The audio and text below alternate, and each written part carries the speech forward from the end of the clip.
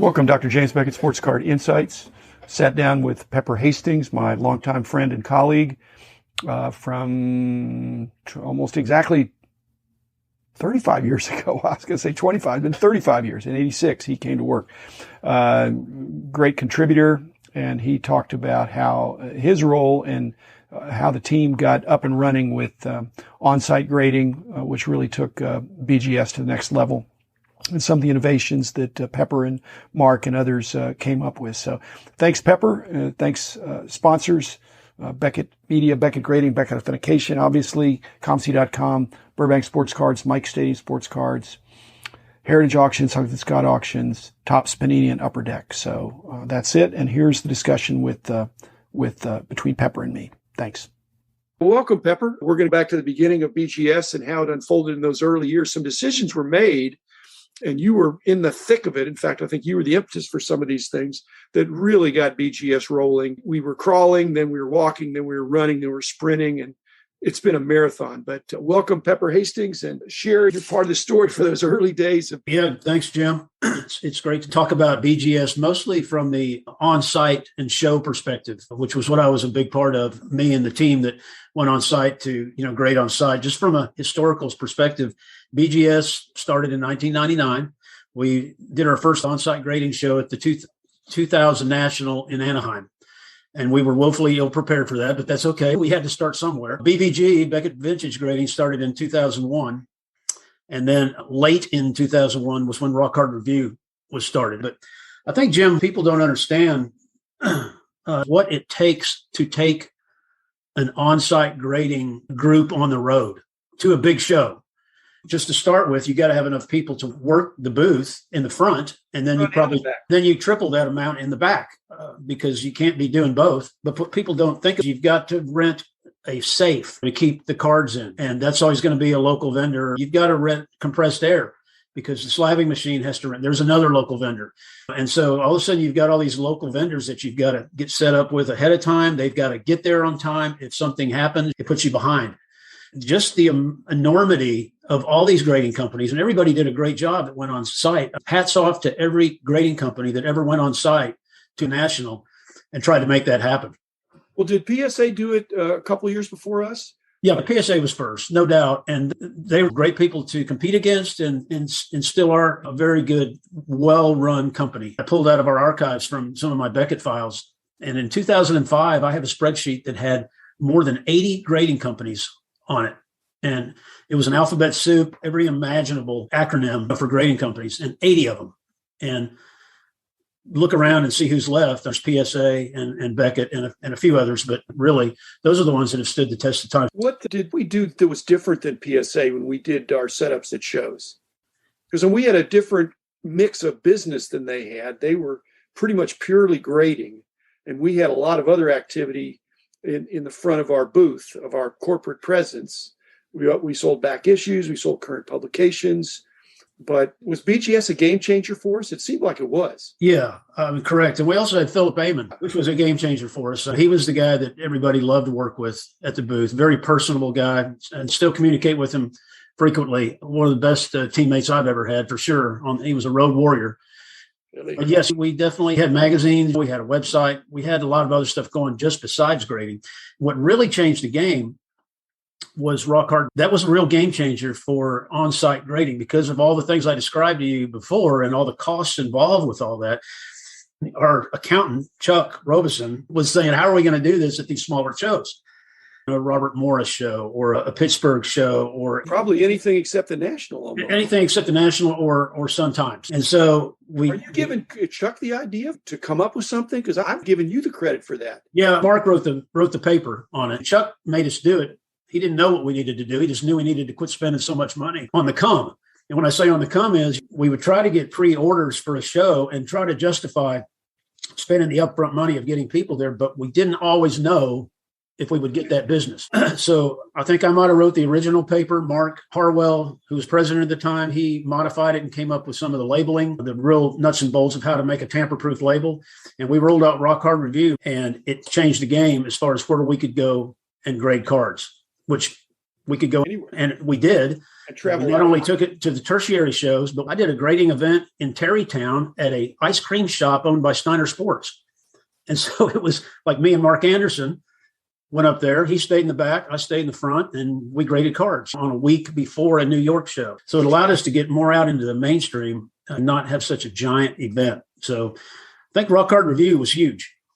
I agree. And of course, right after that, in the spring of 2002, we went to Graded Card Review, which was very controversial at the time. We started it at a Tennessee show in the middle of nowhere, a very small show. We just thought we'd try it out at a smaller venue, but we knew PSA was going to be there on site. It was us and them. And Joe Orlando, who was president of PSA at the time, when he saw what we were doing with Graded Card Review, he was crawling up my nose over at my booth. And Joe and I were good friends. We both played baseball. He's a good guy, good adversary. And but he said, "What are you doing, man?"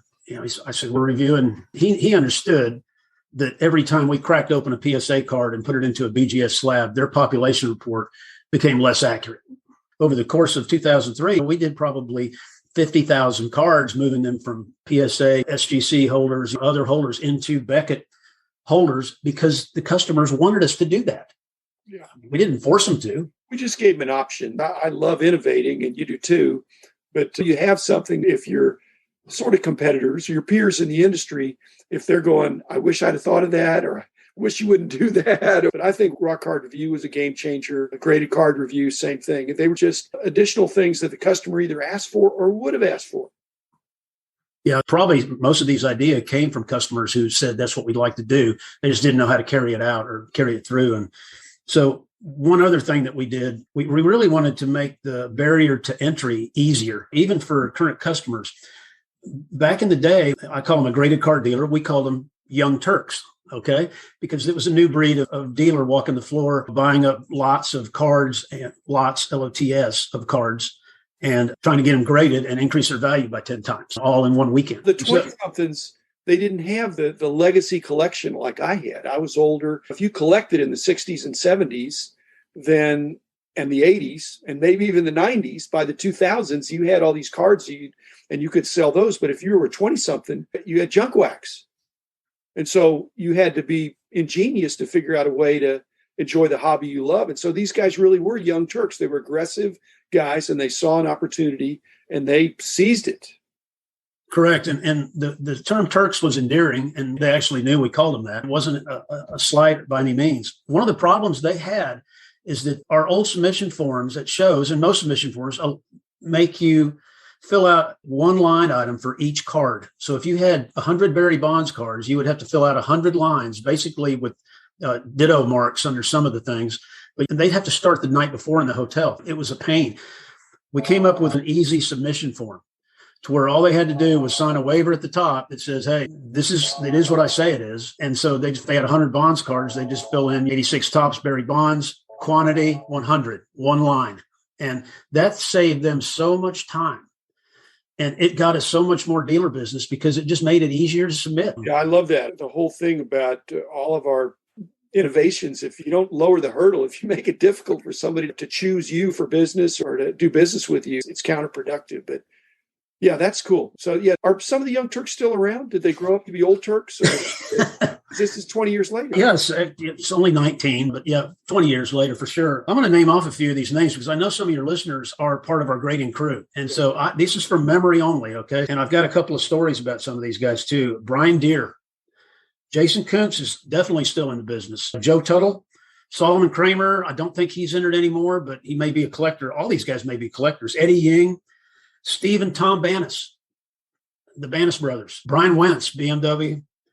Anthony Fernando, Al Durso, Michael Chesnutis, Kent Sessions down in Houston. He would bring a brisket to Philip every time we did a TriStar show because he knew his way to the graders' hearts, although it didn't change the grades, but it did make them less hungry. Mike Souza, Neil Whitley Ross, which I'm convinced still was not his real name, and he admitted that, but that was his submission name. Kenny Golden was a big customer of ours back then. Bob Grissett.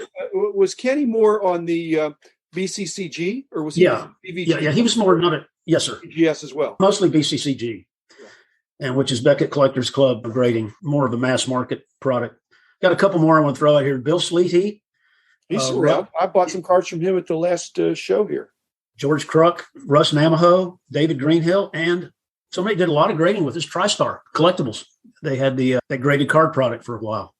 And so I was going to tell you a story about a BGS Michael Jordan 9.5 that we graded at the 2000 National. The submitters were Gino U, which is YU, and Johnny Zhu, which is XU.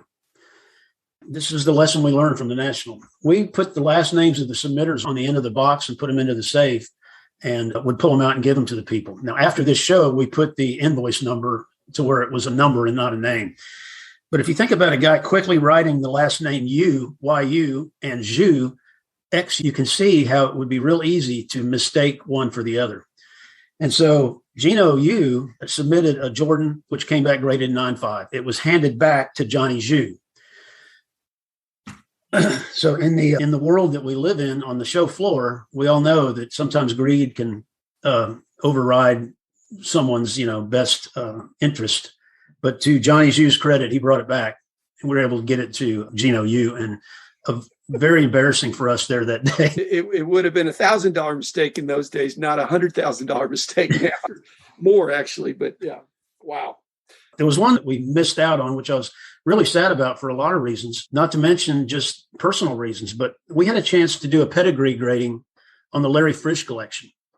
He ended up going with SCD grading, and he had a good relationship with those guys up there. And I understand exactly why he did it and why they would want to do it for him too. He's probably their largest advertiser for decades, not to mention he's a good guy. And I just wish that we could have set up a slabbing machine up there in the woods and cranked away. You were there, I was there, but that was wired from the beginning, I think. And I think he honored us by even talking to us and giving us a shot. But I think it was wired. But he had an amazing collection, amazing stuff. And yeah, that would have been the way to get it. But even then, to have Beckett North being in Wisconsin, something doesn't seem quite right about that.